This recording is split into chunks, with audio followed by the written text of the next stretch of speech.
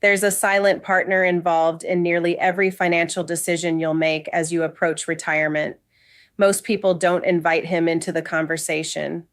Most don't even think about him until after the paperwork is signed, the money has changed hands, and the opportunity has already passed. But he's there all the same, watching, waiting, and occasionally taking a larger share than necessary.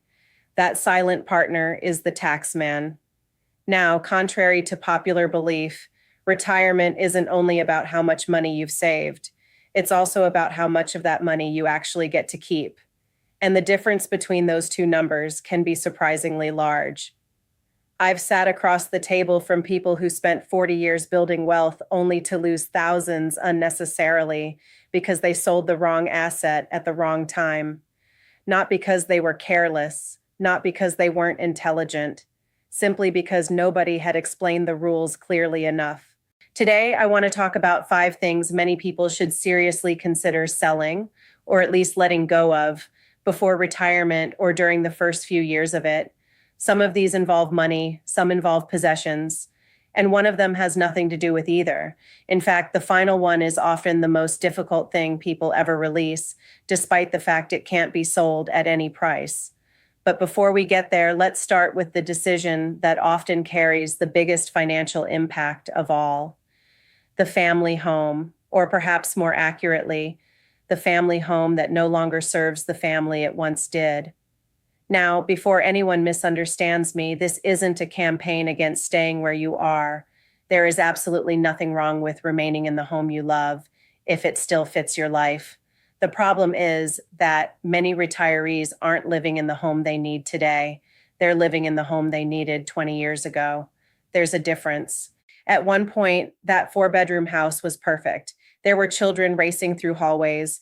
Bedrooms were occupied. The dining table was full. The washing machine seemed to run constantly. The house was alive with activity. But life changes. Children grow up.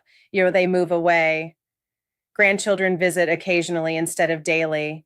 And one day you wake up and realize your heating rooms nobody uses, cleaning spaces nobody enters, maintaining a property designed for a stage of life you've already completed. That's when downsizing becomes worth considering. And this is where many people become nervous. They've heard stories about taxes. They've heard warnings from friends. Someone at a dinner party mentioned capital gains tax, and suddenly they're worried that moving could trigger a huge bill. For most people, that's simply not true. When you sell your primary residence, the home you genuinely live in, you typically benefit from rules that protect the gain from capital gains tax. In practical terms, that means decades of appreciation can often be yours to keep. Think about that for a moment. A house purchased many years ago may have increased in value dramatically. Yet, when sold correctly as a principal residence, that growth often remains protected. That's not a loophole. That's how the system is designed. But where people get caught is assuming that same protection automatically applies to every property they own. It doesn't. The holiday cottage, the buy-to-let, the inherited flat, the investment property sitting quietly in the background. Those are entirely different conversations, and this is where timing suddenly matters. I've seen retirees discover large tax obligations only after agreeing to a sale because they never explored the implications beforehand. A little planning beforehand can make a remarkable difference. Not because anyone is trying to avoid their responsibilities, simply because understanding the rules allows you to work with them rather than stumble into them. One couple I worked with years ago reminds me of this perfectly. Let's call them Michael and Susan. They lived in a beautiful family home they'd occupied for over 3 decades. It had been the center of birthdays, Christmases, graduations, and family gatherings. Naturally, Susan didn't want to leave. How could she? Every room held a memory. Every corner carried a story. The challenge wasn't emotional attachment. The challenge was practicality. The garden required more work every year. The stairs were becoming less appealing. The maintenance bills kept growing, and despite living in a large property, they spent nearly all their time in 3 rooms. When they finally decided to explore alternatives, they didn't move across the country. They didn't abandon the community they loved. They simply found a smaller property nearby.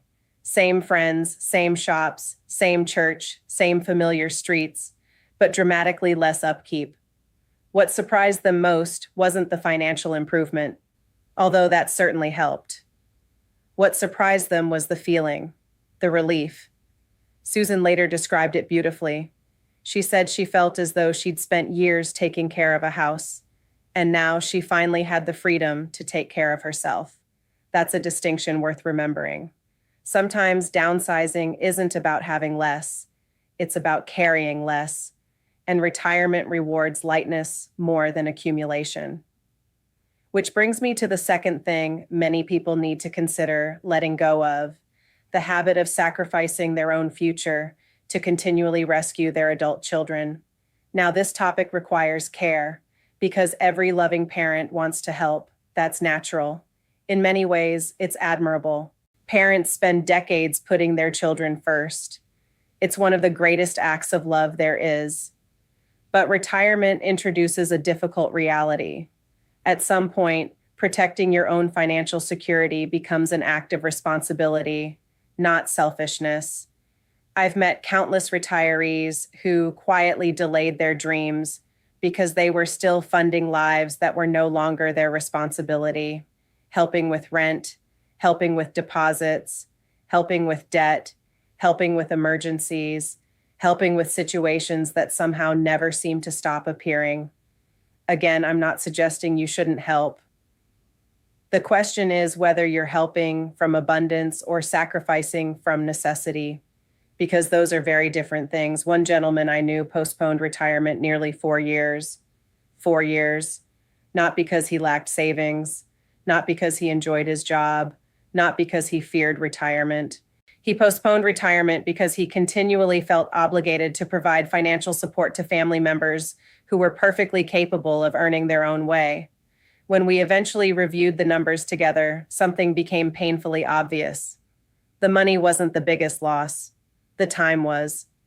Those 4 years represented experiences he never had, trips he never took, moments with grandchildren he never recovered, opportunities that simply disappeared. And retirement teaches us something many people don't fully appreciate until later. Money can often be replaced, time cannot. A younger person has decades ahead to recover financially from mistakes. They can earn more, save more, build more, start over if necessary. A retiree doesn't have the same luxury. Every year becomes more valuable. Every healthy year becomes priceless. That's why one of the most important questions you can ask before giving substantial financial help is simple. Can I comfortably afford this without damaging my own future? If the answer is yes, wonderful. If the answer is no, then protecting your own retirement isn't selfish. It's wise, because nobody benefits when generosity turns into financial insecurity. And sometimes the most loving thing a parent can do is allow capable adult children to build their own strength, not because you don't care, but because you do. Now let's move on to the third thing many retirees should consider selling before it quietly becomes a burden disguised as a treasure. And this one tends to be personal, very personal, because we're talking about the possessions that once represented freedom, success, adventure, or accomplishment. The boat you've owned for years, the caravan that carried your family through countless holidays, the motorcycle that made you feel 25 again, the classic car tucked safely away in the garage, the collection you've spent decades building. None of these things are bad. In fact, some of them may have brought tremendous joy into your life. The problem isn't ownership. The problem is when ownership quietly turns into obligation. Retirement has a funny way of exposing that difference. When we're working, we often tell ourselves we'll use something more once we have the time. One day, next year, after retirement, when things calm down. But then retirement arrives. And sometimes those things remain exactly where they were, unused, unvisited, unenjoyed, yet still costing money, still requiring attention, still demanding maintenance. I remember speaking with a retired engineer who had accumulated a remarkable collection of vintage motorcycles. Each one had a story.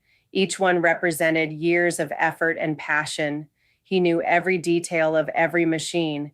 You could see the pride in his eyes whenever he talked about them. Yet, when we looked honestly at how often he used them, the answer was difficult to ignore. Very rarely. Most spent their days covered and stored. He wasn't riding them, he was maintaining them.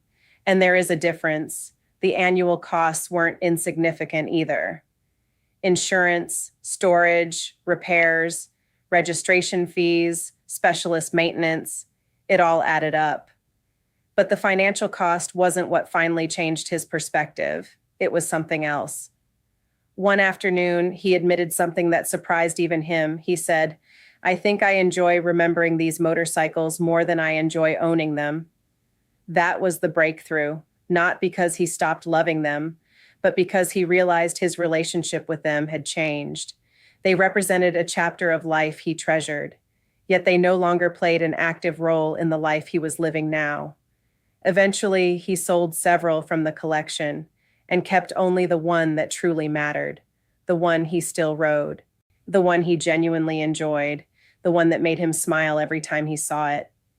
And here's the interesting part. He never once regretted selling the others, not once, because letting go of the excess allowed him to appreciate what remained. That's a lesson many of us need to hear. Sometimes abundance actually reduces enjoyment. When we own too much, our attention becomes divided, our resources become scattered, our energy becomes diluted. And retirement isn't about accumulating more responsibilities. It's about creating more freedom. That doesn't mean selling everything. It means being intentional. Keep what adds value. Release what merely occupies space. The goal isn't emptiness. The goal is clarity. Which brings us naturally to the fourth item, the second car. Now, I can already hear some people objecting. And fair enough. For some households, 2 cars remain absolutely necessary. Health considerations, family responsibilities, rural locations, different schedules. There are plenty of valid reasons, but there are also countless retirees who continue paying for 2 vehicles simply because that's what they've always done, not because they actually need them. When both partners were working, separate vehicles often made perfect sense. One person headed north, the other drove south. Different jobs, different schedules, different commitments. 2 cars weren't a luxury, they were a necessity. Retirement changes that equation. Suddenly there is more flexibility, more shared time, fewer daily obligations. Yet many people never revisit the assumption. They simply continue carrying the expense. And make no mistake, cars are expensive, even when they're sitting still. Insurance continues, depreciation continues, maintenance continues, registration continues, fuel costs remain, tires wear out, batteries fail, repairs appear. The meter never really stops running. I remember one retired couple who suspected they might not need both vehicles anymore, but they weren't certain. So rather than rushing into a decision, they tried an experiment. For 3 months, they acted as though the second vehicle no longer existed. They parked it, ignored it, and organized life around 1 car. At first, they expected frustration, arguments, inconvenience.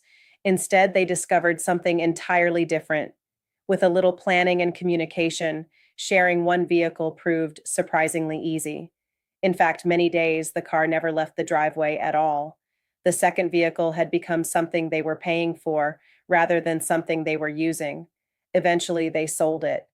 The proceeds were helpful. But what mattered even more was the reduction in ongoing expenses, year after year, without sacrifice, without hardship, without any meaningful impact on their quality of life. That extra money now funds weekend getaways, meals out, visits to grandchildren, experiences they actually remember. And that's an important distinction. Retirement is often less about maximizing assets and more about maximizing experiences. Nobody sits on a beach with their grandchildren and thinks fondly about paying insurance on a vehicle they never drove, but they do remember the beach. They remember the laughter. They remember the moments, which leads us to the fifth and perhaps most important thing of all, the one that costs nothing to keep, the one that can't be sold, the one that catches more retirees by surprise than almost anything else, your identity, more specifically, your work identity. Now, if you've spent 30 or 40 years building a career, this is not a small thing. Work gives us more than income. It gives us structure, purpose, recognition, community, responsibility, achievement. For decades, people ask what you do, not who you are, what you do. And after enough years, the two can become tangled together, very tangled. A successful manager begins to see themselves as the manager. A teacher becomes the teacher. A doctor becomes the doctor. A business owner becomes the business owner. The title slowly merges with the person, which is why retirement can feel surprisingly unsettling, even when the finances are perfect, even when the timing is right, even when retirement was eagerly anticipated. Because underneath all the excitement sits a quiet question: who am I now? I once worked with a gentleman who had spent most of his adult life leading a large organization. People sought his opinion, respected his judgment, needed his approval. Every day carried importance. Every meeting carried purpose. Then retirement arrived, and 6 months later, he confessed something difficult. He said, "Nobody needs me anymore." Now, logically, that wasn't true. His family needed him. His friends valued him. His community appreciated him. But emotionally, that's how it felt, because he was measuring his value using the same yardstick he'd used during his career. And retirement demands a different measurement. The challenge isn't replacing your job. The challenge is rediscovering yourself beyond it. For many people, that process takes time, sometimes months, sometimes years, because retirement creates silence, and silence can feel uncomfortable at first, especially after decades of schedules, deadlines, meetings, and obligations. But within that silence lies opportunity.